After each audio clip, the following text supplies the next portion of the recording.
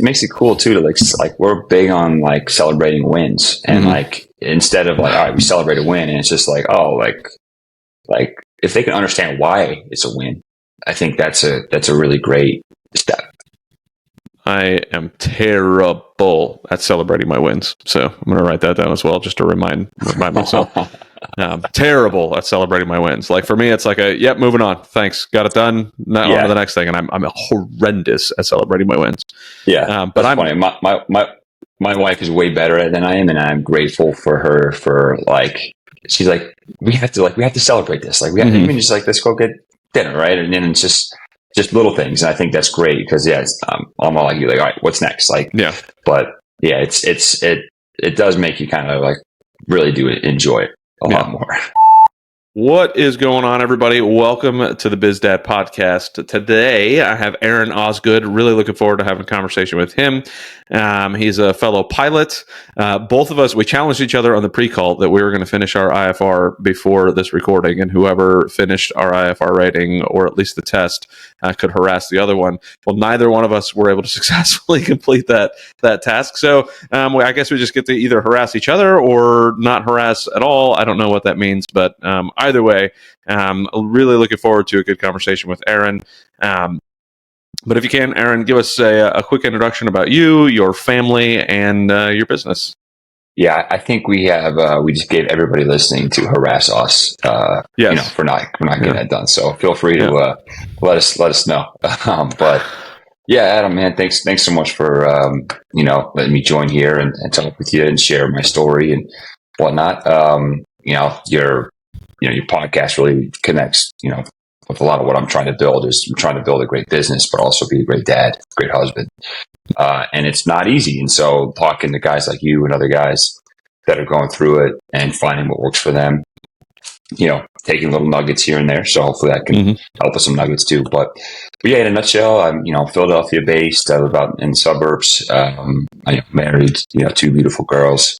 I run a couple real estate companies. So one is a value add multifamily fund. So we buy kind of distressed apartment buildings between 10 and 50 units, renovate them, kind of stabilize them at some higher rents, refinance and hold on to them. And then also do private lending. So we have like hard money loans to a lot of borrowers and, friends from my network. It's kind of how it started. And so we lend money to fix and flippers throughout the kind of this region here, the Philadelphia region. And really the whole foundation of that was to be able to provide investors with two real estate options that are cash flowing, but very different. And so, love both of those industries. And I always looked up to my investors who are in both. I was like, that's really smart to have both those types of asset classes. And so, that's me in a nutshell. Like you said, I'm a pilot. That's definitely a big passion of mine. Just flying around, going on little day trips, taking the family around, going over to the beach, going up to New England. And, also, love playing tennis, golf, trying to stay active, take care of the body. Nice. That's awesome. Yeah. The flying, I wish that part of the reason I don't do the IFR side, I haven't gotten it done, is that I barely ever fly to begin with. So it's like, okay, well, if I go and get my IFR ticket, like, am I ever going to use it? Like, I'm going to spend this much money and go chase it down, and then I'm just going to get the same thing I do every time I get ready to go fly. I'm like, well, I got to go do takeoffs and landings before I can put a passenger in there. So just sit tight while I go do some touch and goes. Like, I'm going to have to go shoot a bajillion purses all the time. So I don't know. Yeah. We'll see. Eventually I want to get it done. Yeah, I know. I'm with you, man. I wish I could fly more. Definitely life can kind of get in the way of that sometimes. Yeah. And it's always, I don't know, what worked for me was like trying to really find excuses and do meetings in the airplane. Like, if I want to set up a meeting with someone and talk to them, like, let's, instead of just going to lunch, like, let's go to lunch, but I'll fly us there. Yeah. So it just makes it way more fun. And it's like, I love it too, because it's, provides a cool experience for the people. And I love flying and get to go to different airports. And it's just there's no phones, like there's no service up there. So it's like, talking, there's nothing else to do. Yeah. They're trapped. They have no choice but to sit there and talk to you. So yeah. Exactly. That's funny. So one thing I usually like to do is kind of dig into your past a little bit, just to kind of understand who you are, where you came from. Tell me about like your father, your mother, kind of your upbringing. What was it like as Aaron Osgood growing up?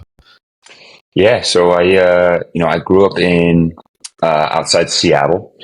My dad is an entrepreneur as well. He started in the office, like leasing space, and then figured out in 1995, figured out that he could start like an online leasing company called it was called OfficeFinder.com.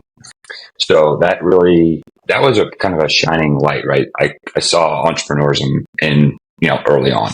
Mm-hmm. And so, great, upbringing. I have, older sister. Life in Seattle is great. Skiing in the winters and, skiing on the lakes in the summertime. So, Mm-hmm. my whole family's in the Northwest and definitely a good sized family. So I had an awesome, upbringing. I think I would say that I'm super blessed, from, how I was raised, the opportunities I was given, and my dad worked at home. Like he had, I had the opportunity to like go play catch with him during the day, and I kind of saw Nice. that from an early age, and I think it was from his upbringing. He didn't have a father in his life. Mm-hmm. His relationship with his dad was definitely more challenging, and I think what he took from that is like, I'm not going to be that guy. Mm-hmm. I'm gonna really be there for my kids, and he was 100%. And so that was really a huge priority for him, and I see just how important that is, and so really really great learning lesson. Awesome. Was that something that he verbalized to you growing up, that because of his not having a father, he wanted to spend more time with you, or is that something you just kind of picked up yourself? Yeah, I don't think it was really verbalized. I mean, I think it was, uh, you could tell like how much he enjoyed spending time with us, Mm-hmm. and it wasn't like I wish I had this, so I'm going to do it for you, that type of thing. But it was we all really understood and kind of understood that there was a lot of pain, behind that, like not having the chance to spend a lot of time with your dad and having to go visit, for a Mm-hmm. weekend, or just getting a birthday card, that's it. So that was definitely really lucky to have him go through that process, so that he kind of led the way for us. Yeah, for sure. And I think there's always somebody that changes the track in the family. Hopefully for the good, right, and not towards the bad. However, the bad side happens as well. Somebody changes the track, everything can go great until somebody goes off the rails. But do you mind if I ask, why your dad's dad wasn't there? Why your grandfather wasn't around? Was it a divorce thing, or was it something else? Yeah, I think he was a entrepreneur, that really loved. He was a successful business, but he was a roller coaster ride type of guy. Like built a Okay. business, lost a business, that type of thing. I think loved. Was a romantic guy. I think married 5 times, Hmm. and I think it goes back. I think even further, where he didn't really have a father growing up either. And so instead of taking the route that my dad did, he went kind of the same way. So, he didn't really have that shining light to say, hey, Hmm. he didn't really have a dad either. His dad was, actually, so his story. So actually the origin of my last name is kind of unique. So, my great grandfather was a guy named Jack Neville, who he actually designed Pebble Beach, the golf course. Oh wow, nice. And he was one of the top U.S. amateur golfers in California. But he golfed a lot, and he really wasn't a good husband or father. So that marriage blew up. And so my grandfather, who we were just talking about, when he was growing up, he essentially had a stepfather whose name was Jim Osgood. And then my grandfather then went off to World War II. So he was a navigator in B-24 Liberators, and really kind of had a dark outlook on life. Like kind of, what he told us was like he thought he was going to die. Hmm. And to honor his stepfather, he changed his last name from from Neville to Osgood because he wanted to honor his stepfather for that. So it's kind of an interesting, transition of the last name from that standpoint. But I think, it is interesting kind of how the whole idea of fatherhood really got passed down through those 4 generations. Yeah. Yeah, there's a lot. I want to stay on that for a little while because that's really interesting to kind of dig into. So your grandfather's stepdad was Jim Osgood, right? So your grandfather ends up, so he goes to war, comes back, turns into an entrepreneur, right? And then has 5 different wives. I'm trying to track down some of this because there's a pattern that obviously gets broken with your dad, it seems, in one way, shape, or form. So I being a combat veteran and seeing a lot of combat veterans and seeing a lot of military divorces and people chasing different things and ending up with 5 different wives type of thing. I'm trying to see if there's a pattern in that thought process. Not that I'm assuming that you're going to know whether or not, but just something to discuss. Is like, from the conversations you've had with your dad, do you know like how much of that may have come from the fact that, hey, he thought he was going to die, so now like everything just turns into an adventure, I'm just going to chase thrills, or do you think it was something else? Yeah, I don't know. I think that could definitely be part of it. I think my grandfather definitely was bold, and he was not afraid. He was, not afraid to talk to people. He loved going to parties. He loved, just being in the center of it all. And I think he really did have a zest of life. Like he really wanted to enjoy it. And that could definitely be a part of like, yeah, I mean, like there were missions where like he called out sick or like he couldn't go on the mission. And of course that's the day that, the plane went missing. And so it's like those moments, of kind of the understanding the fragility of life. And then, afterwards it's like, yeah, well, I'm just going to kind of ride high the whole time and just kind of do whatever is most enjoyable to me. So that's really where I think, he kind of, that's kind of how he lived his life. He didn't really save. He spent everything, and just like, that was just kind of his lifestyle was, I'm going to enjoy it to the best of my ability. Right. Yeah, I could totally see and relate to the thought process. Just given my previous experiences, there was one moment that we were out on a mission in Iraq to go. We had this source, if you will, that was trying to tell us where these bad guys were making bombs. So we're out trying to find them.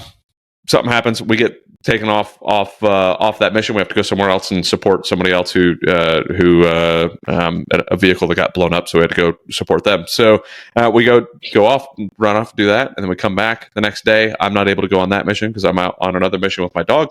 So they go out. The same vehicle that I was in gets blown up by an IED, by a bomb. Right. So I'm thinking to myself, man, like, because that source was a bad source and was dragging us to get blown up. Like he was purposely dragging us into an ambush.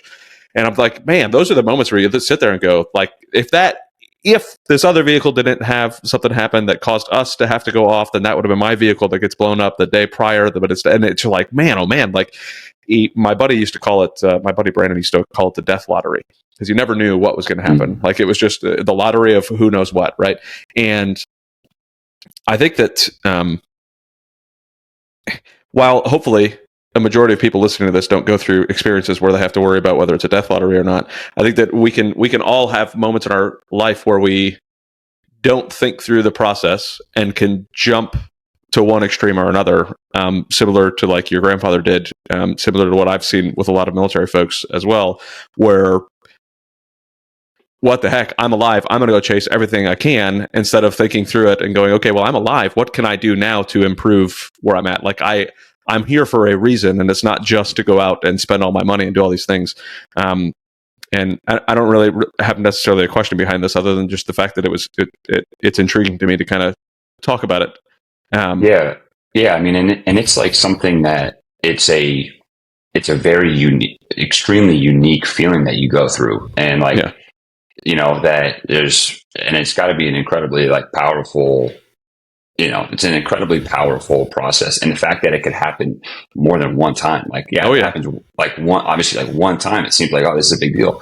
But the reality is in your position and, all these, veterans positions, it happened every day. Yeah. And maybe there's, some small element of that for like the everyday, civilian too, of like, two cars in front of you got, T-bone, like, oh, it could have been me, that type of thing. But I think that there also are those moments in life too. I mean, even with illnesses and whatnot, like, hey, those moments that kind of trigger, like, I am mortal, like I am going to die. And hopefully that day is, way in advance, and you get, create a lot of great memories. But at the end of the day, we all are going to die. And so if you can just have those moments where you remember like, all right, if I'm going to die, I gotta live. And then understanding how to live, I think, is really the key. It's like living isn't, just going out and partying. It's like, it could be though. I mean, to be honest, it can be if that's really what is, in that person's soul, like that's really what they want to do. And then that's what they should be doing. But I think for a lot of us, we really try to find that purpose so that we can live. And that, if we are living within our purpose, then we're really happy. And at the end of the day, if we die, and we're living within our purpose, that's what we're supposed to be doing anyway. So it's a really, death is such an interesting topic, and, it's just because everybody doesn't want to talk about it. It's scary, right? It's very scary. But I think it's really important to understand how to live, by thinking through death. So walk me through that, what that means to you right now, right? I mean, you've got two daughters, a beautiful wife. What does that mean for you? Right? If you're looking at this saying, your two daughters are very young, right? What does that look like saying, okay, well, I know death is obviously there, right? It's hopefully a thing that's, 70 years in the future, not, anytime soon. But what does that cause you, or have you really thought through what that means on what you're doing with your life today, to not to prepare, but because of the inevitability? Yeah, it's such a great question, and I do think about this a good amount. And I think it's like you have those moments, and we were just talking about this, where like you are just eternally happy, like inside, you can just feel how happy you are, like just enjoying those like amazing moments, like where like, 2 weeks ago, I put my first daughter to bed. She fell asleep on my chest in the chair. I put her to bed. Then the second daughter came in and fell asleep on my chest. I put her to bed. Just like those types of moments, and just like understanding like that there are like just collecting those, like that's really all that matters. And the fact that we might not get them like forever and ever, but understanding like the importance of each one of those and just feeling grateful for that, I think is really the key. And there's no guarantees, but like I think if we're enjoying those, like if we're enjoying life and like really what is impactful and like purposeful, like it doesn't really matter whether we die tomorrow or in 100 years. So another great great book, great author, Antoine Saint-Exupéry. He was a pilot in World War One.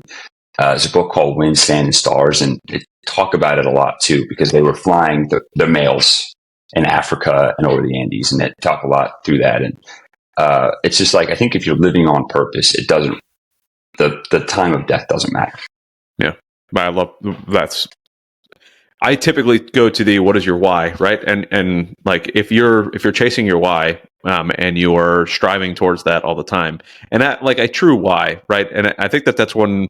Not to keep hounding on the military side of the house, but there's the statistic that's always thrown out there. There's 22 veterans a day that are committing suicide, right? And one of the things that we look at from our perspective, and in my education company, and just as a veteran as a whole, is like you have to have a goal in life. You have to have a purpose. In the military, there was always your purpose was given to you all the time. Your mission was given to you. Your purpose was given to you. You chase it. You chase it. You chase it. And then when you're out, like, if you don't have something beyond that, it's similar in business where if you're only chasing a successful exit of a company, what happens when that company exits?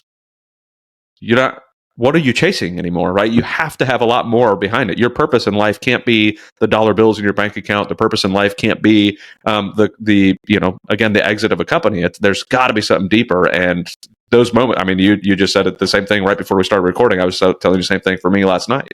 My little daughter falling asleep on my chest, and I was like, I'm not even going to bed right now. I just want to enjoy this moment, to just sit here and enjoy the fact that my little girl's breathing on my chest, sleeping. That's so much more purpose to me than any dollar bill that's in my bank account. I love the way you say that. Yeah, and a big thing for me too is like, I remind myself a lot. So when I put my daughters to bed, and I don't know, maybe I put them 50% of the time, 70% of the time. I don't know, my wife and I kind of rotate around, but there's a lot of those times and those days where there's so much stuff going on. Like there's so much work, or maybe it's just like, hey, I just want to veg out and watch Netflix or whatever. There's something else, and you're putting your kid to bed, and in my case, putting my daughter to bed, and maybe it's taking longer. I actually want to read more books.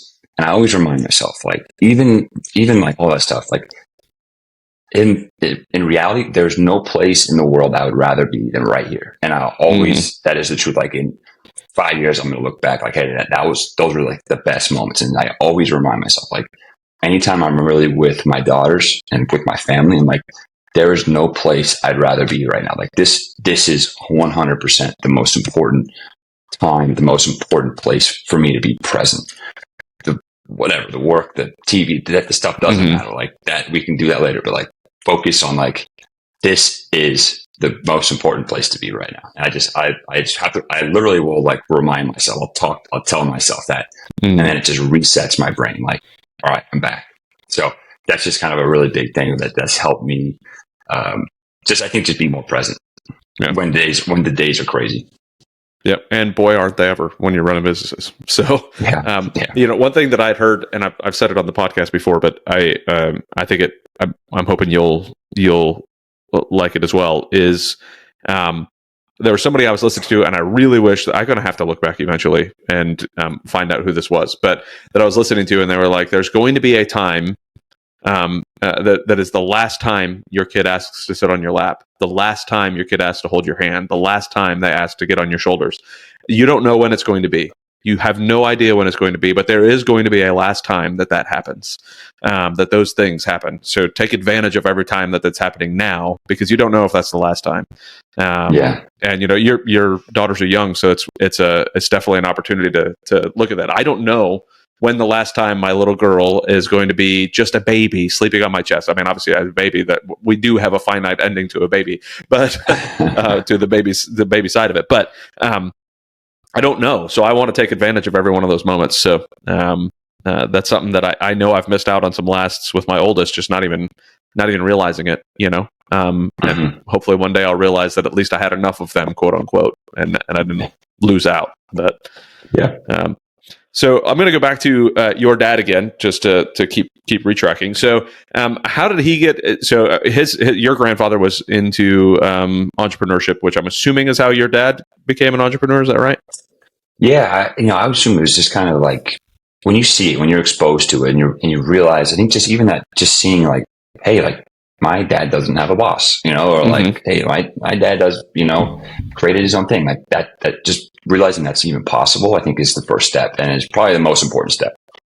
And so, I mean, my grandfather, he had a warehouse. He was in San Francisco. He had a warehouse business on one of the piers. And so he was like running that. And so my dad has memories of like being on like a forklift or, things like that. And I think that definitely probably helped, him.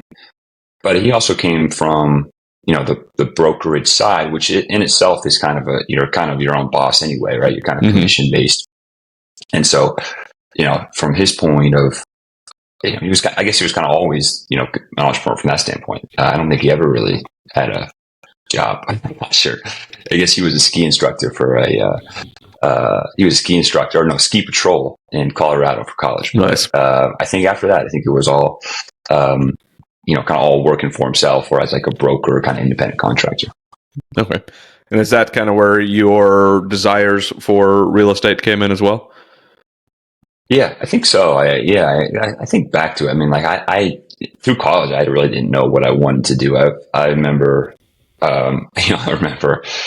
thinking about like becoming a teacher, like looking at firefighting. I mean, like I went through it all. And my dad really did help me. He's like, look, like, do, do what makes you happy. But like, he also really like told me like, look, but you got to also like make money. Like, don't think that like you can just like run off somewhere and not make money. He's like, you're going to want to make sure you're in a position to make money. And so that was really a helpful conversation. But, real estate to me is really simple, especially residential. It's like people have to sleep somewhere. I'm like, well, it's pretty easy to figure out like, where do people want to live? What do they, what kind of features do they want? So it was just really simple. It was kind of for me to get into it. It was just like a really easy transition. And, to be honest, I, looked at a lot of real estate people and they all seemed pretty wealthy. And so I'm like, well, there must be something to that. And it doesn't seem like so complicated. So let me, get a job and learn. And that's really what happened. Awesome. What did you study in college? I studied urban and regional studies, which was like a city planning major. Okay. So I'm, grew up in Seattle. I went to Cornell. I played basketball. Basketball definitely helped me get into that school. If I didn't play basketball, they would have not probably let me in. That being said, when I wrote my college essay, they're like, "What school do you want to go into?" And I had no idea. I'm like, arts and sciences, like, well, wherever you'll put me, I don't care. And they actually directed me to that school, urban and regional studies, which I'm actually really grateful for because it was really a small major. It was in the architecture school, so I was exposed with, to a lot of really creative folks as well. And so it was a great major for me. And it was, I did an internship at my city, the city of Sammamish, and hated it because it was like in the cubicle. I'm like, there's no way I'm going to do this. Like, there's no way. I want to be a developer, I'm not going to be a city planner. I'm going to be a developer. Great major. Super lucky. Nice. Yeah. Kind of fell into it. It's funny how that can work. I was actually going to ask because I see the NCAA trophy in the back, the NCAA thing. So I was going to ask you what that was all about, and basketball at Cornell. So, what do you got back there? What is it? Yeah, we got, so it's an NCAA participation trophy. So we actually went to the NCAA tournament 3 times. My freshman, sophomore, and junior year. We got our socks blown off my freshman and sophomore year in the first round, but in 2010, we actually made it to the Sweet 16. We beat Temple, we beat Wisconsin, and then we lost to Kentucky, who had 6 first-round picks. So pretty epic run for a little Ivy League school, and we were the only only team in the Ivy League to make it to the Sweet 16 until Princeton did it last year. But really cool accomplishments, and still buddies with all my teammates. We just went on a golf trip together and we stay in touch. So, nice. Really, just those, going through stuff together, doing hard things with people that are like-minded really develops a great bond. So that's been definitely lucky to have that. So what other areas in life are you striving to do hard things with like-minded people to grow? Because that's one of those that I completely agree. There's nothing like the bonds that you can get when you're doing hard things with like-minded people. Yeah, I'm working. I'm trying to figure it out. I'm definitely working on my health more, working on exercising more. I'll call cold plunge a hard thing, but it's not really. It is. It's a hard thing here, right? So yeah.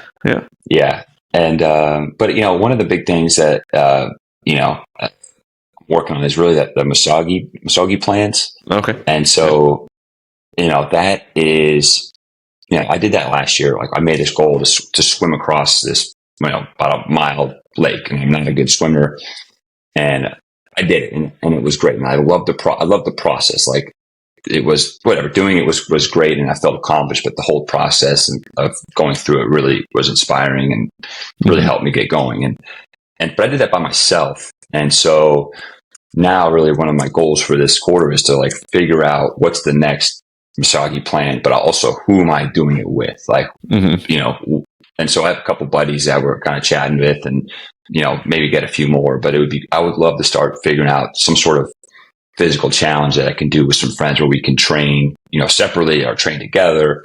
Mm-hmm.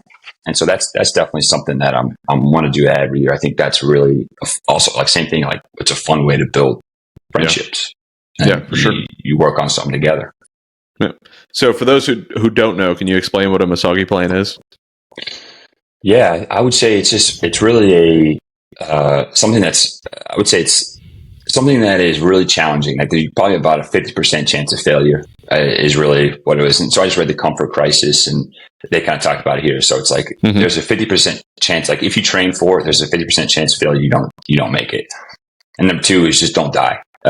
So it's got to be, really challenging, but you don't want to make it, impossible, and you don't want to die, obviously. So so it's not that you don't want that part to happen, for sure. Yeah. So it's just figuring out how to get out of your comfort zone, and it can be different for anybody. I mean, it could, for someone that's very, very obese, it could be just like walking a mile, but and that could be like the way out of their comfort zone. But for others, it could be running a 100-mile race, or it could be like in my case, it was doing a swim.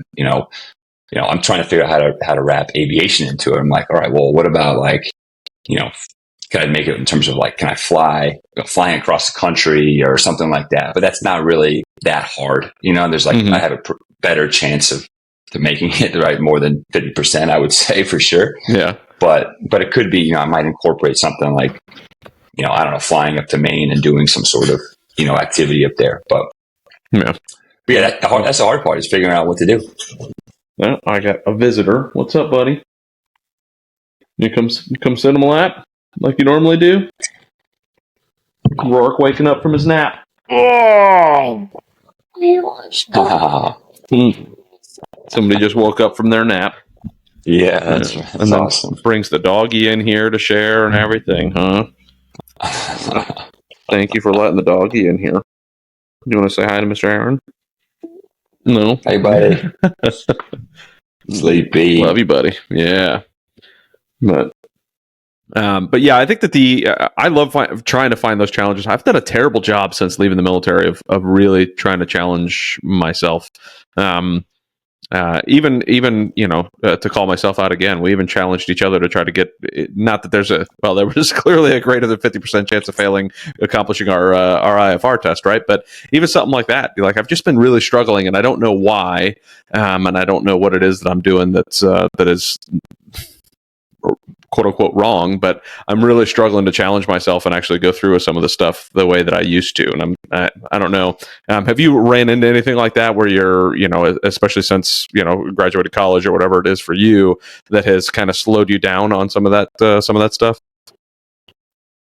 Yeah. And it's okay to say no. Yeah, no, I mean, yeah, like it's hard, right? We make these like ideas, right? Have these plans, but then like life happens and we kind of forget about them. They go on the back burner, and it's harder to like restart them. And I don't know, one of the things that I'm trying to do is like just have more like visuals and like reminders of like, hey, this was important to me. So like make sure I put it somewhere, like, like the 30s, 60s, 90s, I think are great. And I, keep more printed copy out. And I'm just like, hey, shoot, I better, I committed this, this 30 days ago, I better actually get on this. And so I definitely work well with like, deadlines in that sense. Like, I might procrastinate till the very end, but at least I'll try to get it done. But yeah, it's hard, man. I mean, life brings us so many distractions. Yeah. And so I think you guys to understand on top of it's tough. Yeah. I think I like the thought process that you said, though, is of like picking that one hard thing for a year, right? I tend to pick like 7 hard things and say, let me go tackle them. And then that gets so daunting that mentally it's hard to just chase down any one of them because I'm looking at 7 of them, But yeah. The other thing too, I'll say is like the more people you tell, like the more like, accountable you feel. Yeah. Like I remember I told everybody like if I don't swim across the lake, like this is I was only there for 1 week. It's like, this is my one opportunity. Like I'm telling you, I'm going, like this has to happen. And so like, yeah, I think making it known is it's motivating. Yeah, I think it's selfish, right? We have egos. So yeah. Yeah. Yeah. And you don't want to tell somebody that you failed to do something. So it's much better to tell them that you accomplished it, especially when there's 50 of them Yeah. asking you about it, Yeah. For But sure. for sure. So talk to me about your business, and kind of what your, we kind of already talked about like the, on a very surface cursory level, the death side of the house and what that means and how you're living your life. But what does that mean for you, like moving forward on your business and like, including your kids and different things, or how you're kind of structuring, or what your thoughts are as far as like moving forward with your family and business? Yeah. There's a lot involved in that. Yeah. So I'd say first, I'm building businesses that are really cash flow focused because I really want to generate cash flow for really that's I think is the key to financial freedom. Mm-hmm. So, that's important for my family, but at the same time, I'm setting up these funds so that it's not just me. It's also my network. It's my friends. It's, our investors who can participate in this and generate cash flow. And I think we can have a bigger impact and do more deals like the more people we have involved in our network. So, so first thing I'd say, for family is like, how do we figure out how to generate cash flow? Yeah. That's number one. Second one, just in terms of like involving kids, I don't know that yet. I'm pretty, early on in that, but Mm-hmm. one of the things I did, I took my oldest, who's 3, Olivia, to, like sometimes you just need to do something with your kids. Like you just got to get out of the house. Yep. So we drove to one of our apartment buildings that just had a turnover, and there was a tenant moving in the next day. So we went to the apartment and did a quality control look, and Nice. and she loved it. She was like looking around. Like I told her, like, hey, we got to make sure it's clean. We got to make sure the next person is going to love it here. Like, do you see any trash? And I told her, it was the first time I told her, like, hey, this is one of Daddy's investments. And hearing a 3-year-old say the word investment is pretty epic. And she also, right before we left, she definitely tried the toilet. So that was kind of funny too. Very good. Very good. Got to do that. But yeah, I think like I said, I'm early in the phase, but I think, exposing your kids to what you're doing is great. Yeah. I completely agree. And I'm trying. So my wife and I were just sitting down doing, by the time this comes out, it's already going to be into 2024. But my wife and I were sitting down doing some 2024 planning last week. And I was telling her, I was like, I really want to do a better job structuring our businesses. That's, in the military, we always had the hit by a bus theory, right? Or the hit by a bus problem, right? If you get hit by a bus today, does somebody that replaces you in your seat tomorrow know how to do your job? And if I get hit by a bus today, does my wife know where what all of our assets are, what all of our stuff is? Like I don't, not really. I've got like a couple spreadsheets, and hopefully she finds the spreadsheets that help her figure this out. But have you given thought into the structure of what you're doing for future understanding, or are you still kind of just at the beginning stages of just building something and haven't really given that much thought yet?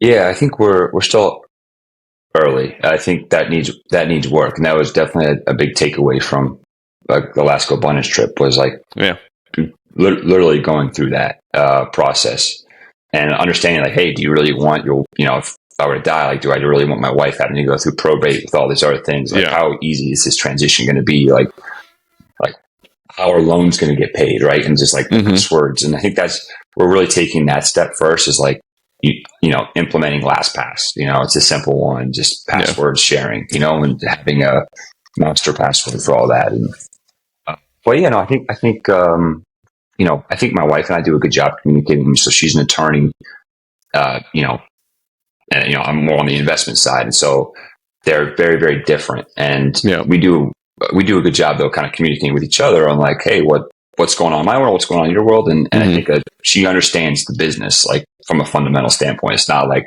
she comes in totally clueless. So I think having that form of communication is super important too. Okay, yeah, my wife is still military, so I wouldn't say she's totally clueless because I try to fill her in on as much as I can, but I know that I've done a poor job at the moment structuring everything to make sure 100% sure that nothing is going to probate, that we don't have to worry about X, Y, or Z happening. Like man, that's something that I think that is probably neglected in my communications with a lot of other entrepreneurs. It tends to get neglected. Like it just, like, we're so focused on the business side of the house that it kind of, oh well, I'm not dying tomorrow, so it's no big deal. I'll fix that the day after tomorrow. And well, one day that tomorrow is going to come. Yeah. So that's hopefully it's again, 70 years in the future, but I'd rather have it set up now. Recently, somebody actually just gave me a spreadsheet. I had it open earlier today, but a spreadsheet with kind of a breakdown of a bunch of different things. I'll try to send it to you when I think about it, just like how they structured it, the things that you don't want to make sure that you do. And maybe it actually was from the last GoBundance event or something. I don't remember where it came from, but yeah. So talk to me about what your plans are, or what thoughts you've been giving to having like any inclusion of your daughters into the business, or obviously at 1 and 3, probably not a ton of. Oh, my dog is apparently having a good conversation with my son. One second. Mm-hmm.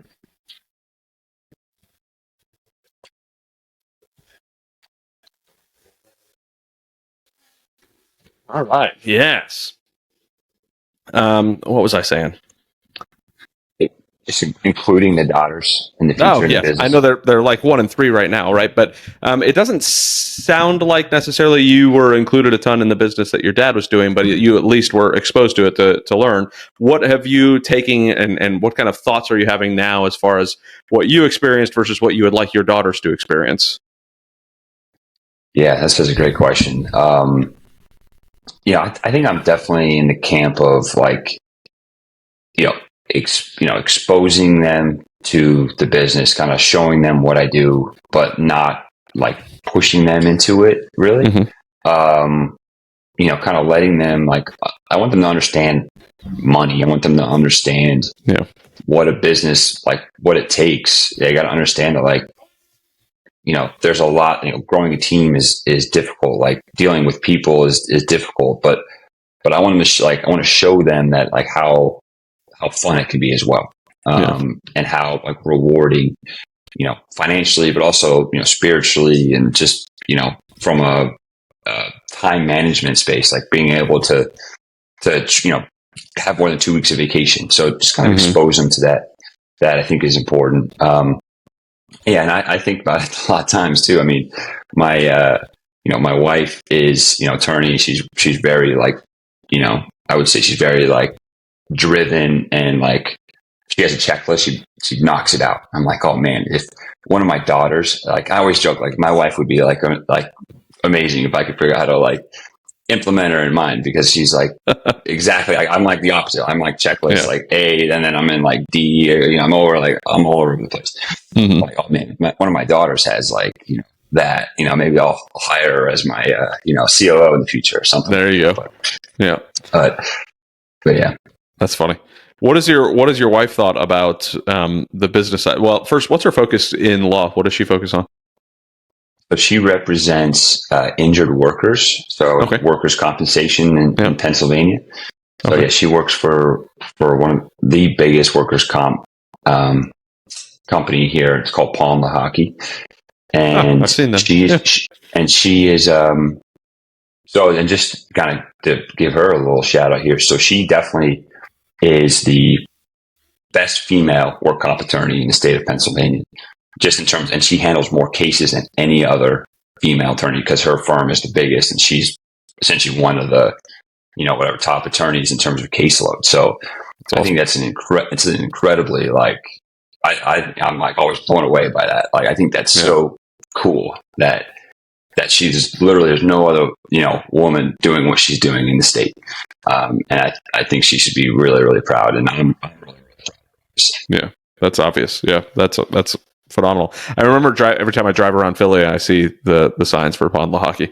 And it always makes me think of pond hockey. Like back when I was growing up, and upstate New York, we'd play pond hockey. But so if that's her focus, kind of what is uh, my wife and I are going through a thing now where she's retiring in a year and a half, and I'm speaking that into existence as much as humanly possible, because I don't want her to stay in any longer than she absolutely has to.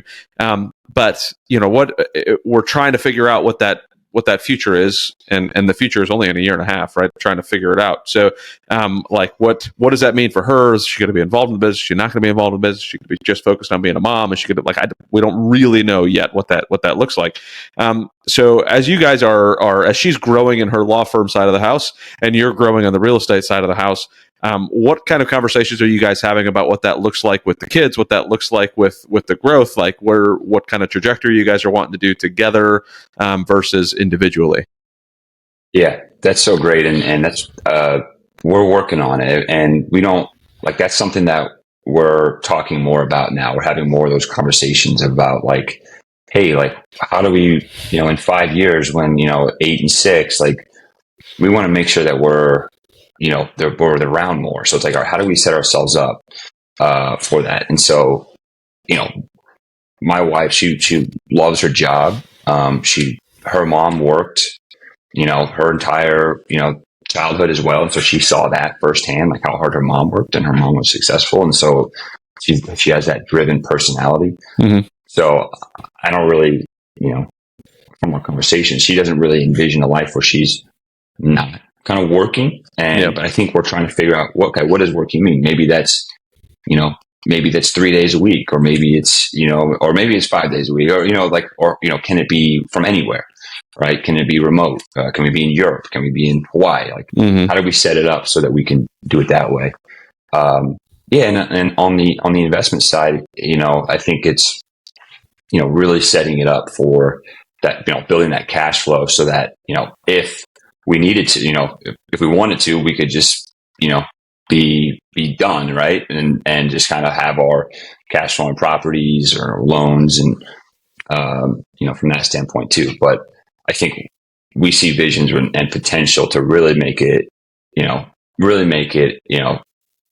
way bigger than originally we thought, because it's we already have a lot of momentum. We already have a lot of success.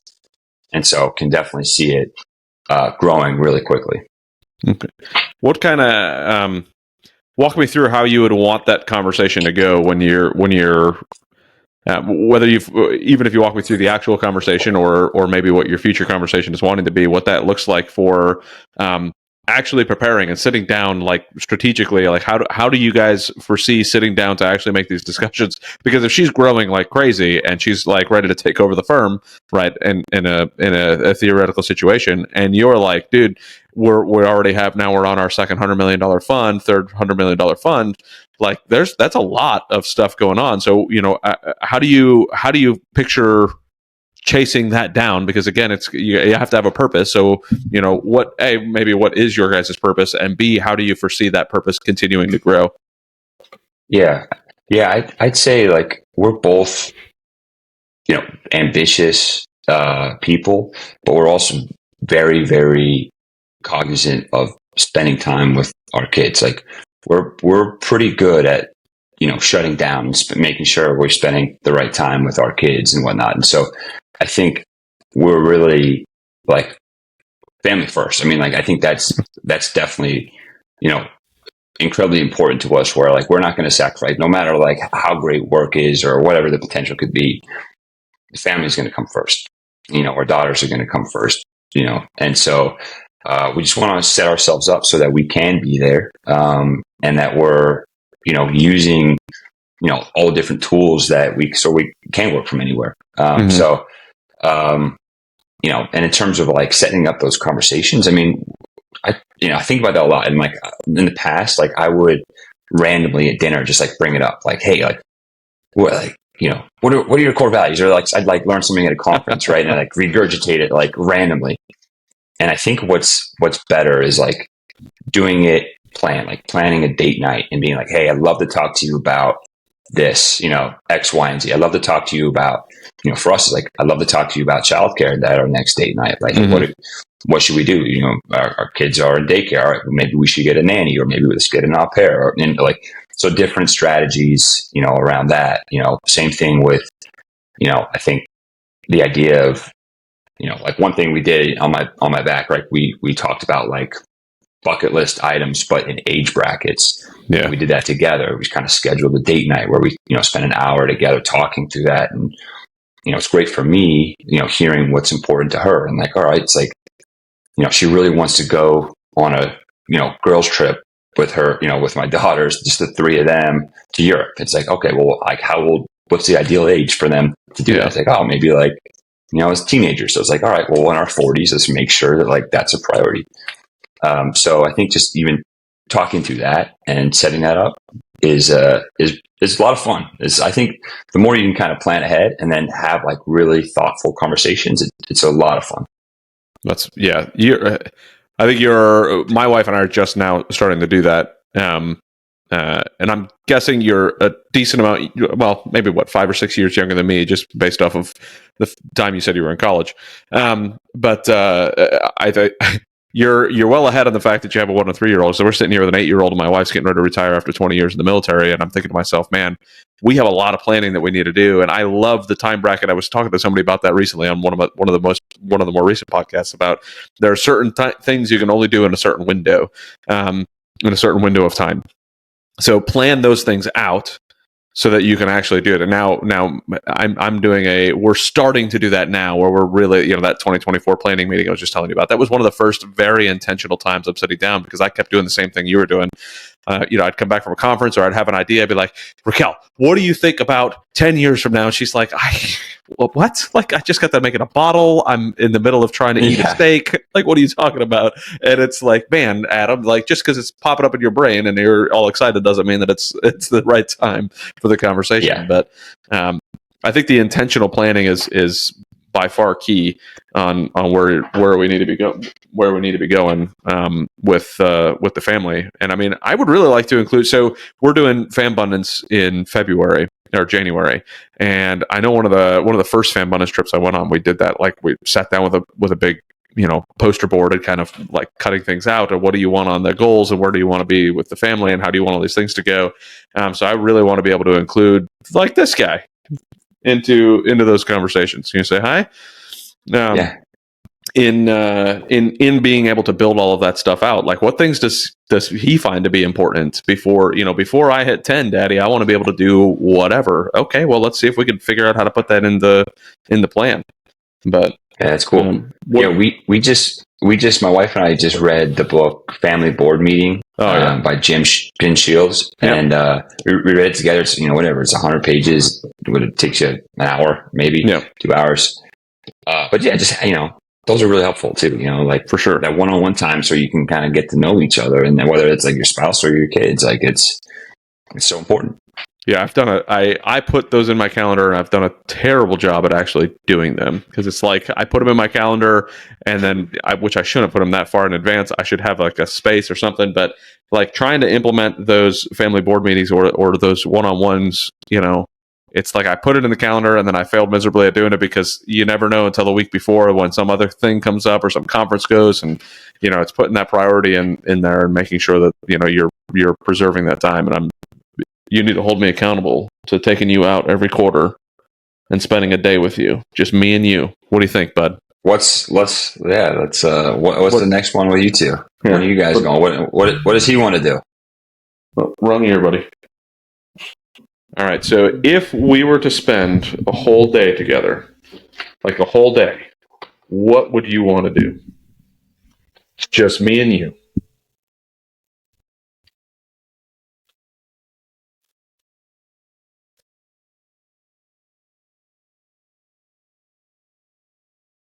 This is a very exciting portion of the podcast. As we golfing.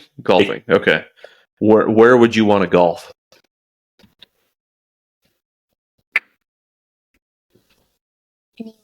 Anywhere. Boy. Well, I guess we'll go mini putting in the backyard. Yeah. Can you stop the dog from chewing on the Bible? That'd be great. My dog just pulled a Bible off the shelf. He wants to get involved. As long as he can drive the golf cart, I think that sounds like a great one. Is that what you want to do? Is drive the golf cart? Yeah, he loves driving the golf cart. Yeah. He golfs way more than I do at this point, and he just took so his last tournament of that he's going to be able to participate in for Under Armour this year. in the 9 to 11 age range. He's 8, but he's in the 9 to 11 because of when his birthday is. He took 3rd place, got a medal.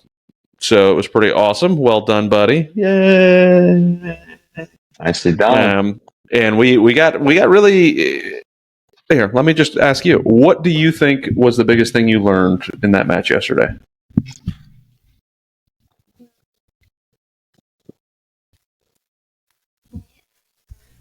What did you learn? What did we learn and talk about? He doesn't want to talk about it now, of course. So what one thing that we talked about, which I think that we've been using this in multiple things recently, is like Adam is very goal focused and very outcome oriented. Adam, you can't leave with that earpiece. I need it before you walk out the door. He's very goal focused, which is awesome, and he wants great outcomes, which is great. I want him to be able to do that. But if all we do is focus on whether or not we had a good outcome to decide whether or not we had a good round, that ends up being it could end up being a very detrimental thing to our emotions, especially in golf, because like one bad shot can turn into a bad hole real quickly, and one bad hole can turn into a bad round real quickly if we're so focused on the fact that shot was bad. So now I'm trying to, and we're using this we started using it in homeschool, we started using it in other stuff. It's like going through the process of, okay, what is the actual process for the shot? So when we're going up to a putt, we're going to assess the putt, we're going to align the putt, we're going to practice the putt, and then we're going to make the putt, right? So if you go through these steps and you make sure you're doing them over and over and over again, every single time, that's going to increase your outcome, your probability of success. And yesterday, he was really not doing well the first half of the round. And then he ended par birdie, par bogey. So he ended like the last 4 holes, he was even. So that helped out a ton in being able to get that medal. But now we've started implementing that even in homeschool today. We're sitting there and I was like, all right, well, what do you have to do? Like there's a process to all of this stuff. Everything you do in life, you can have a process to. And I'm saying that like as a person who's terrible at implementing processes in his business, but that was something that was really awesome for me to kind of see, and he visualized it, was like, wow, this is amazing. It was awesome to watch.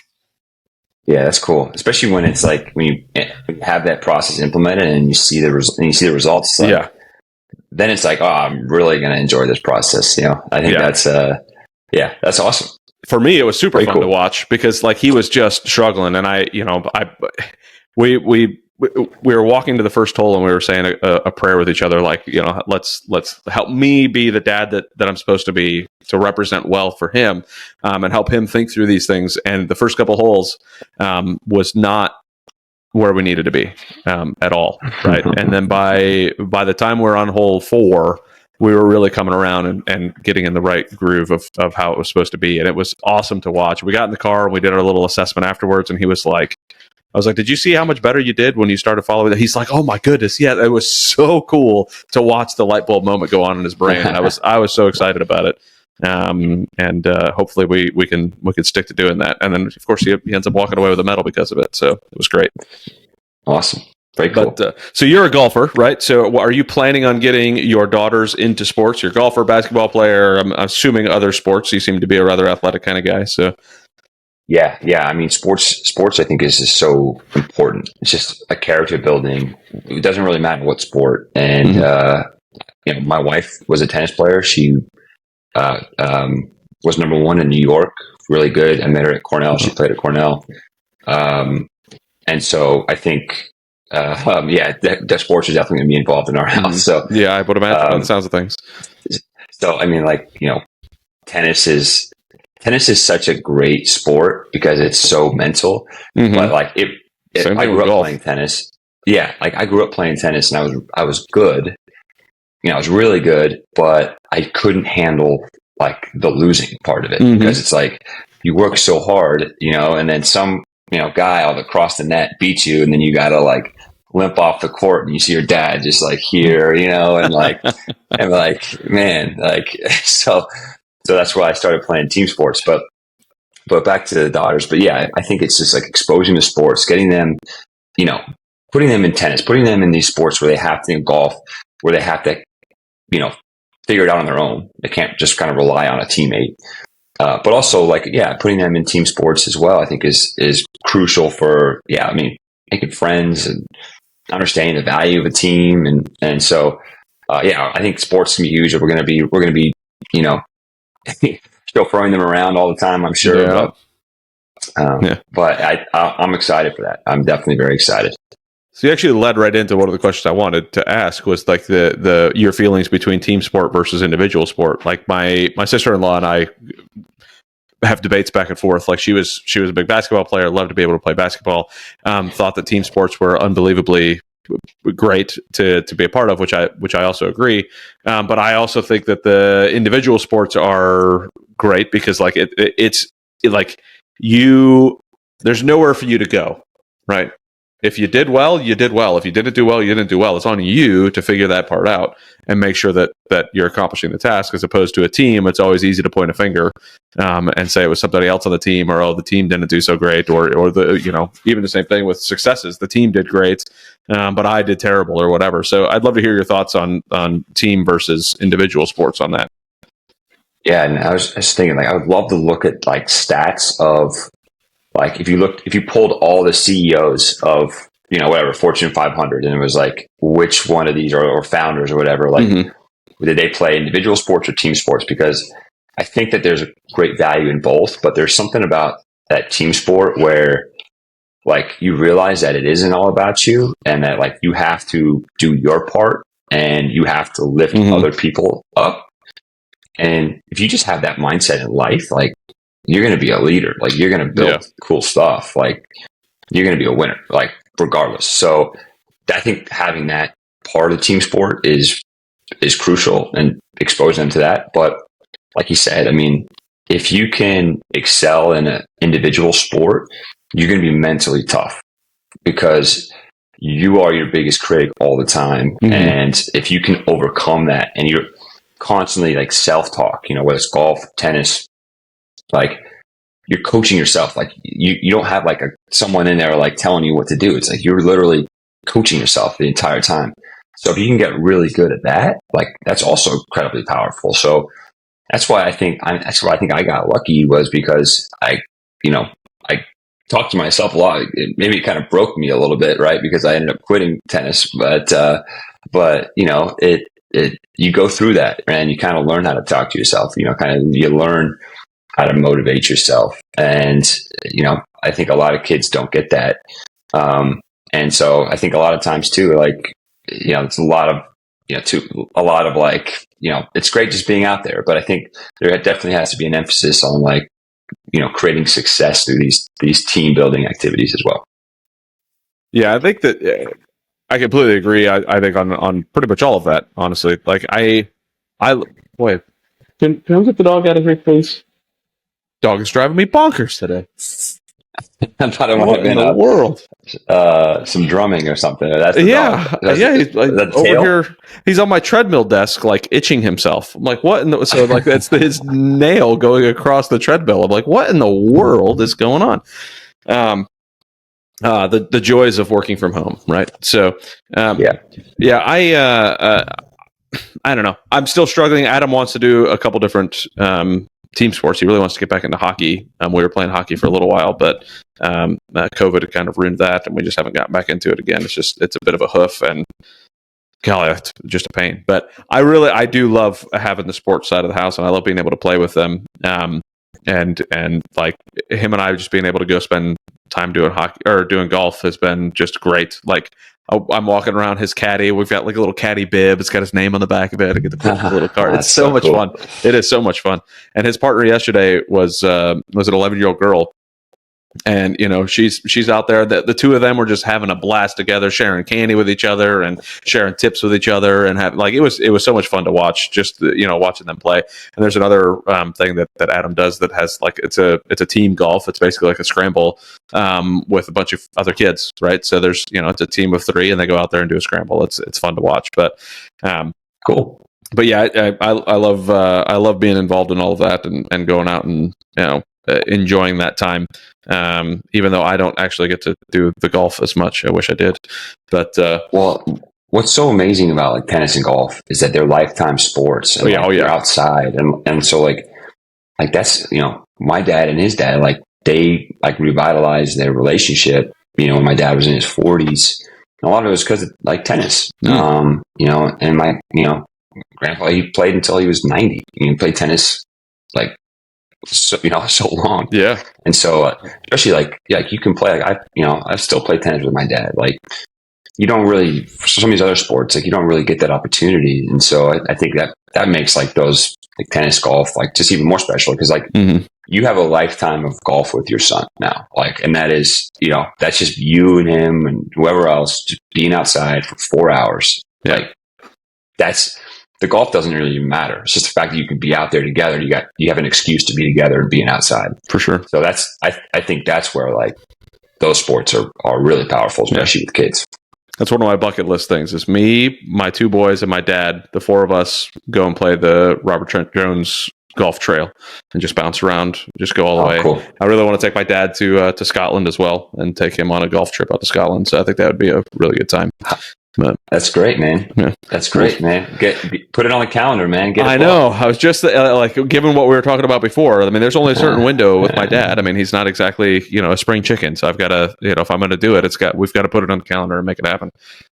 Yeah. But, so tell me, what would be the ideal time of year to go to Scotland? Oh, I honestly don't know. I'd have to research that a little bit more to see. Like, okay, all right, ideal time. We got to figure that out, and then that way you'll know, because maybe it's springtime, and then springtime's coming around, and then maybe it'll be the next spring. Maybe it's spring of 2025 is the day go, or the week you go. Yeah, we'll have to. That's a valid thing. I'll have to figure that out and know, because I also like Scotch, so I have to see. I could, like, is there a better time for Scotch as well? And maybe so line the two up. I think it's always a good time for Scotch. So we'll see. I don't think that's going to matter. Yeah, I don't think Scotch discriminates. It's a valid point. Valid point. So what is one of your top goals for your family, and why did you choose that as a top goal for your family? Yeah. Well, one of them, which we've kind of implemented, is we rented a house in Park City for the month of February. Oh, nice. And really I wanted to ski with my family. My dad's coming, my mom's coming, and I wanted to teach my 3-year-old how to ski, because again, another lifetime activity. Yep. So like that's a big one, right? I think for us is like being able to do that is a goal. Like being able to do things as a family and do things like set ourselves up, making an investment in our activities for a lifetime. So awesome. the fact that my my dad and my wife's, my father-in-law are going to be there, like teaching my daughter how to ski, and I'm going to be there teaching her how to ski. I'm going to strap my 1-year-old to my chest and ski. Like that's going to be awesome.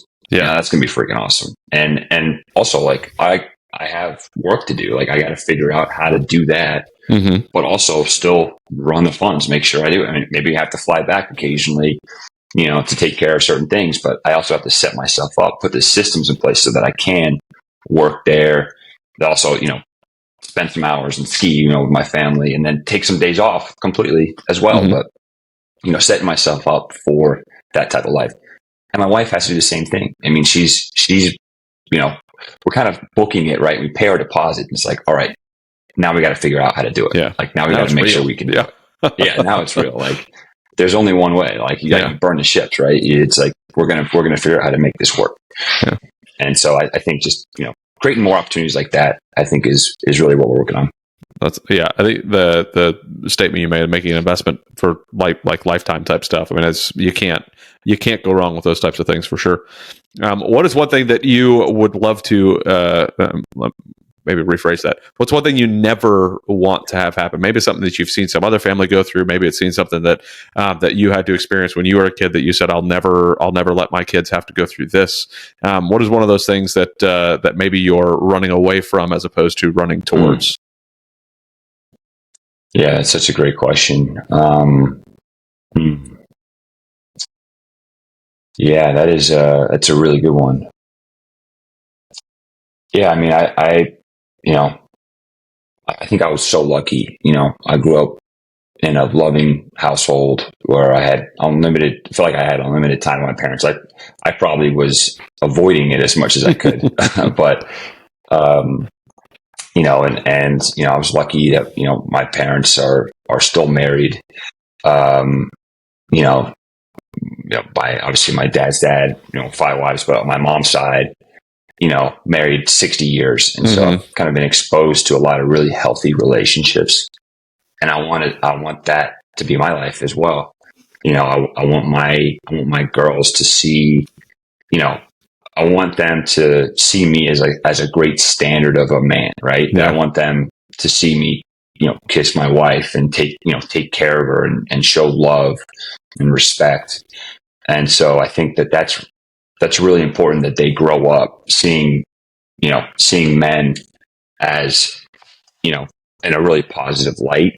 Yeah. And, and hopefully, we just have a great lifetime relationship, and, they start families, and it's the same thing, just great family dynamics. So, and I think really the best way to do that is just like show, through actions, not just talking about it, but through actions.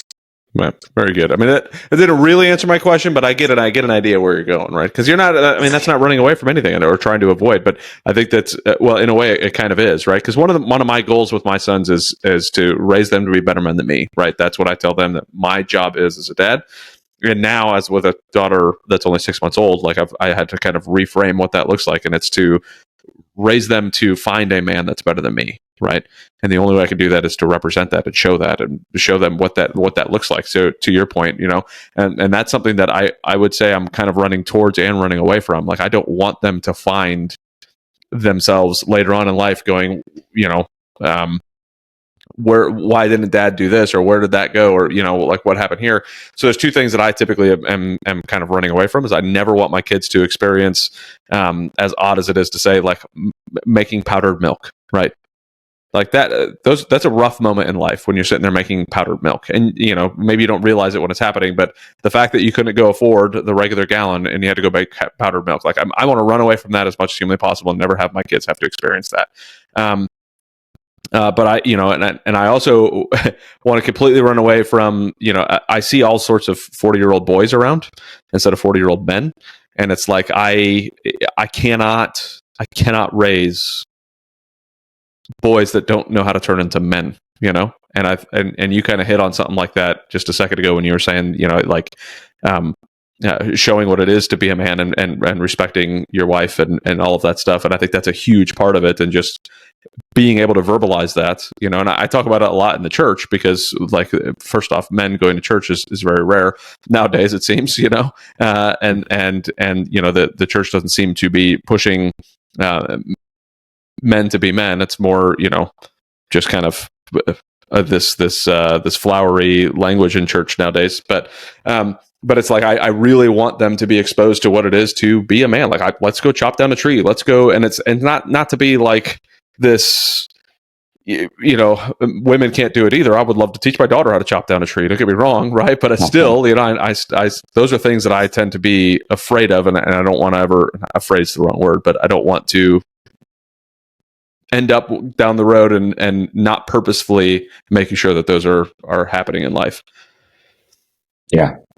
I mean, that makes a lot of sense, right? I mean, we want to, like, us as men, like, we want to make sure our family, like, we want to make sure there's food on the table, that there's, a vision, like there's like dreams, like really inspiring dreams.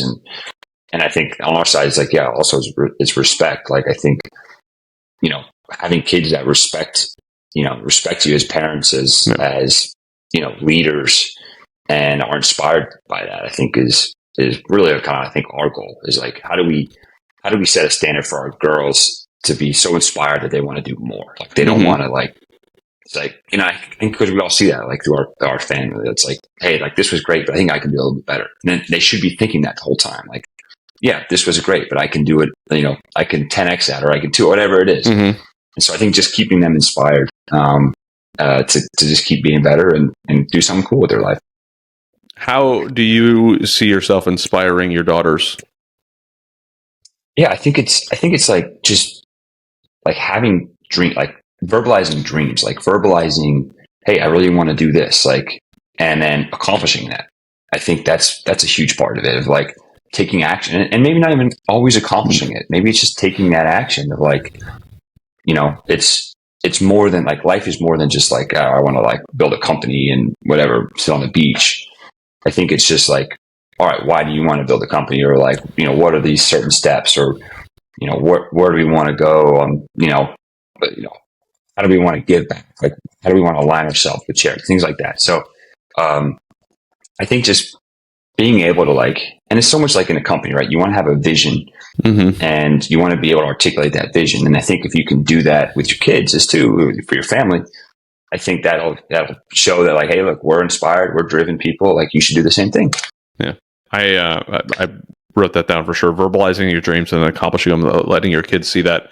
My wife and I write down these goals and we go through these things, but if my kids aren't exposed to why it is or what we built behind it, and I think that's going to help be an example for them. So I'm definitely going to take that back and work on that so they could see, because I'm always talking to Adam, especially because he's the oldest, on what his outcomes are for, whether it's a golf match, whether it's for school, whether it's for, a trip that we're going, whatever it is, like, what is it that you want out of these so that we could chase it down. But I think I do a poor job of showing that to him on what I'm doing. I think he just sees the monotonous day that Daddy has sitting behind his computer all day and not really understanding what that actually means. But yeah, I think it makes it cool too, to like we're big on like celebrating wins, and like, instead of like, all right, we celebrate a win, and it's just like, oh, like if they can understand why it's a win, I think that's a really great step. I am terrible at celebrating my wins, so I'm going to write that down as well, just to remind myself. Terrible at celebrating my wins. Like, for me, it's like yep, moving on. Thanks, got it done. Now on to the next thing. And I'm horrendous at celebrating my wins. Yeah, but I'm funny. My wife is way better at it than I am, and I'm grateful for her for like. She's like, we have to celebrate this. Like, we have to even just like, let's go get dinner, right? And then it's just little things. And I think that's great because I'm all like you, like, all right, what's next? Like, yeah. But yeah, it does make you kind of like really do enjoy it a lot more. And I think it gives you that drive for it. And somebody was telling me that you should not only, like, if you have your goal, then what do you get if you accomplish it? Because it's, again, like that is a version of celebrating it, and write down what it is that you're actually going to get when you, like, maybe it's a week-long trip with your wife, maybe it's a whatever, right? But if you have a goal and you set it and you accomplish it, celebrate it in a way that's meaningful and establish what that is when you're setting the goal. And I think that's I need to do that. So the only thing that comes to mind is airplanes on that. That's set a goal big enough so that you can afford a nice airplane. The results, right? Yeah. Sounds good to me. I told that to Raquel. I've been trying to figure out what airplane I want to have on my bucket list airplane. And bucket list airplane is a kind of a relative thing, right? Because it depends on how big my bucket is on where I want to go. But I look at majority of my missions and what I want to do, and I think a PC-12 would be awesome to have. A Pilatus PC-12 would be a really nice one to be able to just float around, because you could cover pretty much the whole country with that and not having really an issue. So. Yeah, those are beautiful. Yeah, that they are. But so, what thing would you? I'll tell you mine. I'm thinking Vision Jet for me. I'm not sure though, but yeah. They seem they seem pretty cool. So, and are you staying with 2 kids, or are you guys planning on more kids, or? To be determined. Determined still. Yeah, because that changes kind of what aircraft you're looking at, and it's that really, like, adding the third kid to the equation changes your thought process a lot on what planes I'm going to be looking at. So, yeah, I don't know. Time will tell. But what things would you like to discuss about being a dad, about entrepreneurship, that we haven't hit a topic on yet? Is there anything that was like, man, I really hope we talk about this today? Yeah, I mean, I don't think so. Yeah, I mean, I'd love to kind of hear more, I guess, like, what are some of your, we kind of talked about kind of things that you're kind of running away from, but like, what keeps you up at night, with your family? or do you sleep like you sleep really well? But like, is there anything in particular that you're more worried about, or you're more fearful about, and kind of how you're overcoming that? Okay.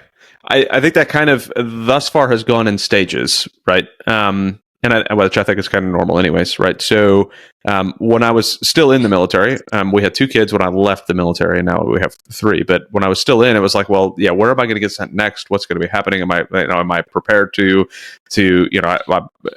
I thank God was not married or had kids with the majority of my deployments, like Iraq and Afghanistan, those types of things. But it was always like, I don't know what's going to happen. Like I got sent to Thailand for a few months. So I had to say goodbye to my kiddo for a few months. And it was not the easiest thing to do. So like that always kept me up. Like, where am I going to go next that I'm going to be away from my family?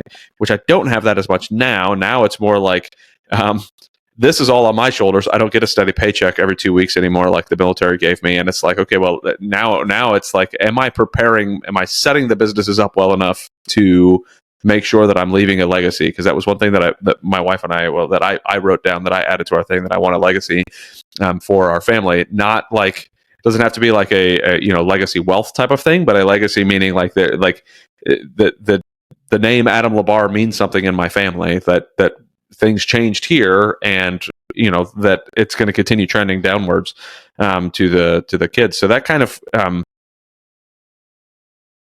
knowing that I'm setting stuff in place now to make sure that is possible later is something that kind of, I wouldn't say keeps me up, but is one of my top concerns. Like, am I making the right decisions in my businesses? Am I making the right decisions with the partners that I have? Am I making the right decisions with whatever that is actually pushing towards those goals? So Yeah, that makes a lot of sense. Yeah, I definitely kind of agree with you. I think for me, it's probably more business centered than anything. Just making sure that it's like things are growing. Things are moving in the right direction. Like thinking that making sure I'm hiring the right people. Yeah. Because it directly correlates to, it's really the amount of time I'm going to spend with them, right? Yeah. Because if I'm not hiring the people, then I'm probably more in the business and less, more stressed out and all that kind of stuff. So I think that definitely is probably what keeps me up more than anything else. Do you guys do EOS at all? We try. We're working on it. I mean, parts of it. I think we're we do level 10 meetings. Mm-hmm. We're working on our scorecard. That's hard. Scorecards are hard.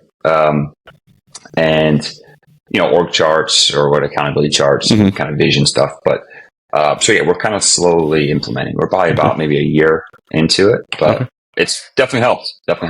If you want to get on a call after, I could go through some things that we did to help with our scorecards on our side of the house on the business, just kind of help work through some of that. But cool. I'm happy to jump on and chat a little bit about where we were. We hired an implementer to come in and do all the meetings with us and go through all the processes, and that really helped. It's not cheap, but it really helped to make sure that we're implementing it. And the reason I asked is, you were talking about hiring the right people, and when you have those core values and you're hiring and firing based off your core values, and knowing whether somebody is a plus minus or a minus in these core values, like, really helps kind of clarify, no, this is not the right person, and they don't get it, want it, or have the capacity. The GWC and the core values that you have to go through with each person in the EOS stuff. That has been really a huge game changer for us, and clarity on are people in the right seat, and are we moving? Like, we could have somebody that's the best worker in the world, but if I have them in the wrong seat, then it doesn't, like, I'm wasting their talent. So, making sure that they GWC it and whatnot. So I'm right with you on that one, and completely understanding, because that makes a huge difference in even your stress level of looking at the company. Like, okay, no, I know that I have the right people in the right seat. So, the thing can move forward, and I don't have to be there every single second, chasing things or fixing things or doing whatever. So, it's I know it's pretty cool seeing, like, I didn't know that you were with working with EOS and stuff, so I'm definitely gonna hit you up on that. But it's everybody says good things about it. I haven't really talked to one person who said, like, don't do it. Nobody's ever said that. At least I haven't heard it. It's fun trying to figure out, just attracting the right people. For sure. Yeah, and once you have the right people, though, it makes a huge difference. So But yeah, anything I can do to help, let me know. I mean, I am not an implementer at all, but I have gone through a lot of meetings with them, and we've built a lot of scorecards across different things. So I'd be happy to kind of chat about it and let you know where Cool. what we're looking at. But well, Aaron, it was absolutely awesome being able to chat with you, get to know you a little bit more. I thank you so very much for jumping on and being patient, because we had to start this a little late. So thank you very much for being patient with me as well. If folks want to reach out to you and learn more about your one of your funds or anything like that, what's the best way for them to get a hold of you? Yeah, I'd say LinkedIn is great. I'm definitely using that a lot more. And looks like I got a little visitor. Yay! Well, anyone want to say a quick hello? Quick hello and goodbye? Well, hi. Hello. This is Olivia. Say hi. Hi, Mr. Adam. Oh, okay. Okay. So yeah, I'd say LinkedIn is great. Okay. Our companies, Atlas Real Estate, ATLIS Real Estate. Definitely check us out. And yeah, I love to talk, business, family, adventure, flying, anything.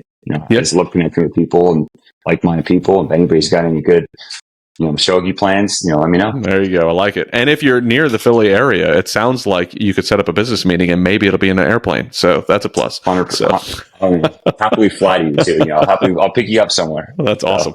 Well, thank you again so much, Aaron. If you can't stick out for just a second, I got to close out. But everybody, thank you very much. Reach out to Aaron if you're interested, which you should be by the end of this conversation, that's for sure. But please like, subscribe, listen as much as you possibly can, share with everybody, all that fun stuff. But thank you. That's a beautiful Barbie. But thank you all very, very much, and we'll see you on the next one.